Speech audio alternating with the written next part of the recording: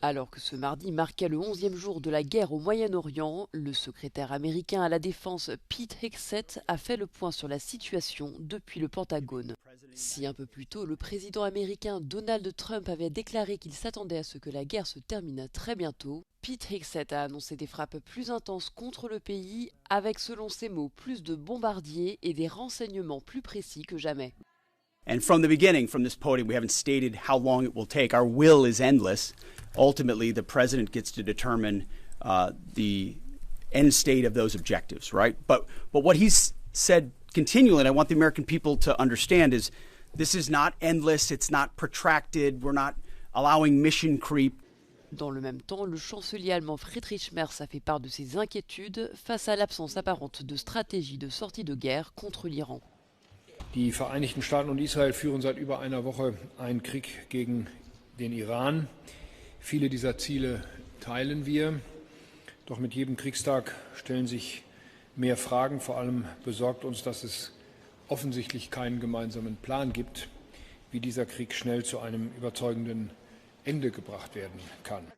De récents sondages confirment une division marquée de l'opinion publique américaine sur l'intervention militaire contre l'Iran, principalement selon des lignes partisanes, avec une opposition au conflit plus importante que son approbation. Le chancelier allemand Friedrich Merz a exhorté Israël à mettre un terme à son nouveau plan de colonisation de la Cisjordanie et a demandé de renoncer à toutes les démarches d'annexion de ce territoire palestinien. Il a également qualifié de grave erreur le projet E1 approuvé en août dernier et qui ouvre la voie à la construction de 3400 logements sur 12 km² à l'est de Jérusalem. Ce mardi, Friedrich Merz a appelé ses alliés européens à se joindre à lui sur ce sujet afin de s'opposer à ce projet. Il a ensuite souligné que son ministre des Affaires étrangères, Johann Wadephul, appuierait cette position lors de sa visite en Israël. Le projet E1 avait suscité une condamnation à l'international. Un porte-parole de l'ONU avait averti qu'il constituait une menace existentielle pour un État palestinien. Un observateur israélien des colonies a lui dénoncé la publication en décembre de l'appel d'offres pour la construction des logements dans la zone E1. Sous l'impulsion de l'approbation de 19 nouvelles colonies en décembre 2025, l'expansion israélienne a atteint son plus haut niveau depuis 2017. De l'aveu de Bezalel Smotrich, ministre des Finances d'extrême droite, ce projet vise clairement à empêcher la création d'un État palestinien.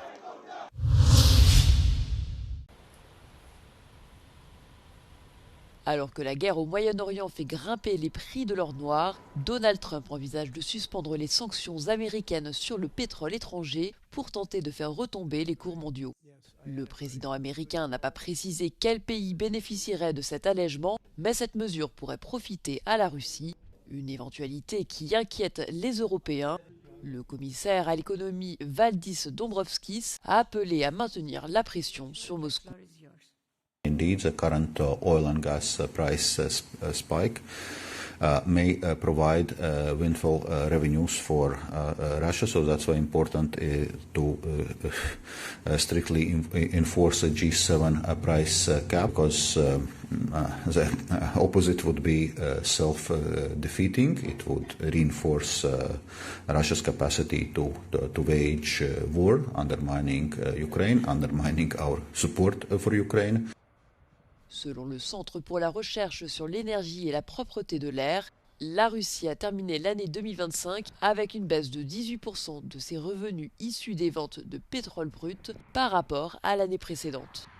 Début février, la Commission européenne a dévoilé un nouveau train de sanctions prévoyant l'interdiction totale des services liés aux pétroliers russes, tels que les assurances, les services bancaires et le transport maritime.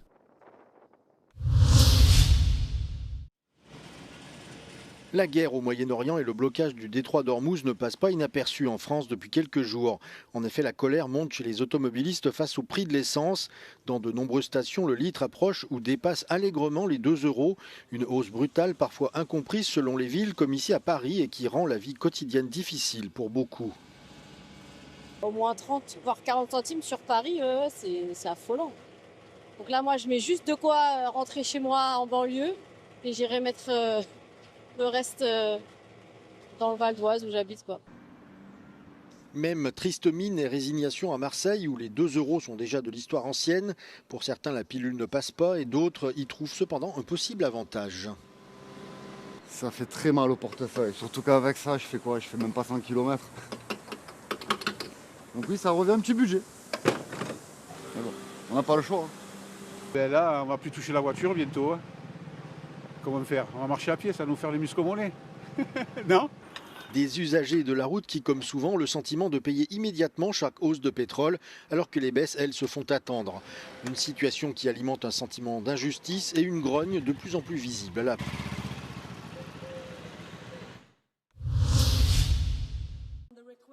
Le Parlement européen votera prochainement une loi visant à accroître le nombre de retours de migrants en situation irrégulière. La nouvelle législation, controversée, permettrait la mise en place de centres d'expulsion situés en dehors de l'UE, à des détentions pouvant aller jusqu'à 2 ans et à des perquisitions dans les domiciles que les ONG comparent aux méthodes de l'ICE aux États-Unis.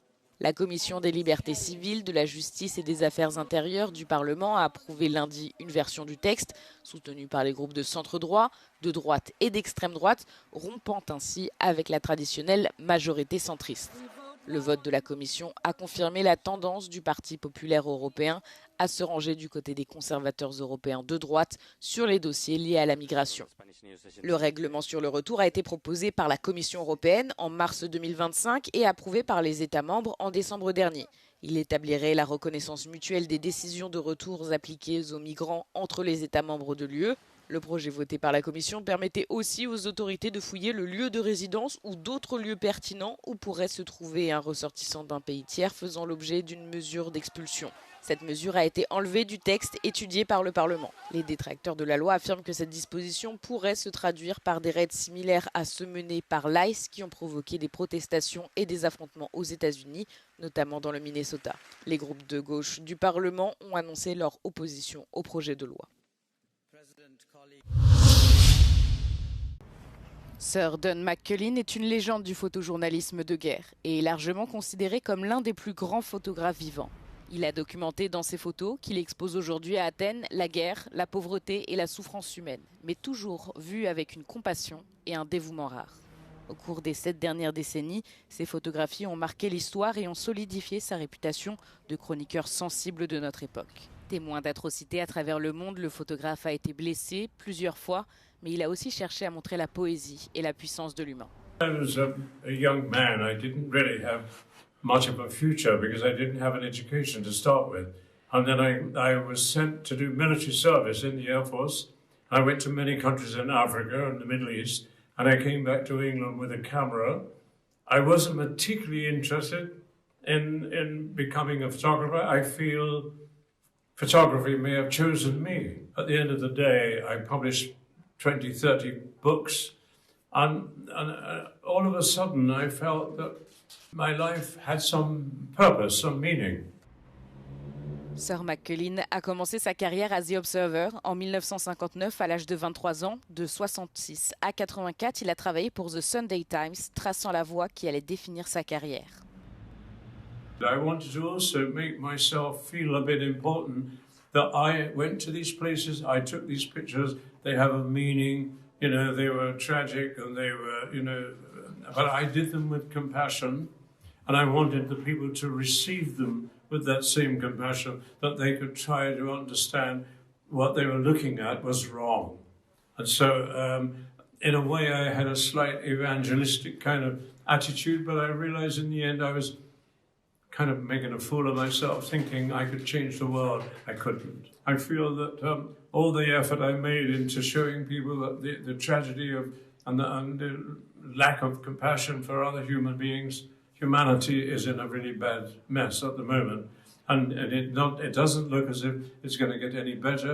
If not, it's going to get worse, I think. L'exposition présente 47 photographies sélectionnées dans son livre intitulé La vie, la mort et tout ce qu'il y a entre les deux. Réalisateur de renommée internationale grâce notamment à ses films La Favorite ou Pauvre créature, Yorgos Lanthimos dévoile désormais ses qualités de photographe dans une exposition de 182 clichés présentée à la fondation Onassis Tegia à Athènes. Son attrait pour cet art s'est développé au cours des 5 dernières années car il lui offre une liberté plus grande que le cinéma et le libère des obligations des grands studios. Δεν ήξερα από την αρχή ότι θα με ενδιαφέρει τόσο πολύ αυτή καθεαυτή φωτογραφία. Δηλαδή, Άρχισα κι εγώ βάζοντας αυτό το πράγμα στο μυαλό μου, ότι τεχνικά έπρεπε να το μάθω και για να προχωρήσω σε αυτό που με ενδιαφέρε πιο πολύ, που ήταν ο κινηματογράφος. Και σιγά σιγά μέσα από τη διαδικασία του κινηματογράφου έπρεπε ούτως ή άλλως να χρησιμοποιώ τη φωτογραφία, αλλά μου έδινε και μία άλλη διέξοδο κατά τη διάρκεια της δημιουργίας των κινηματογραφικών ταινιών.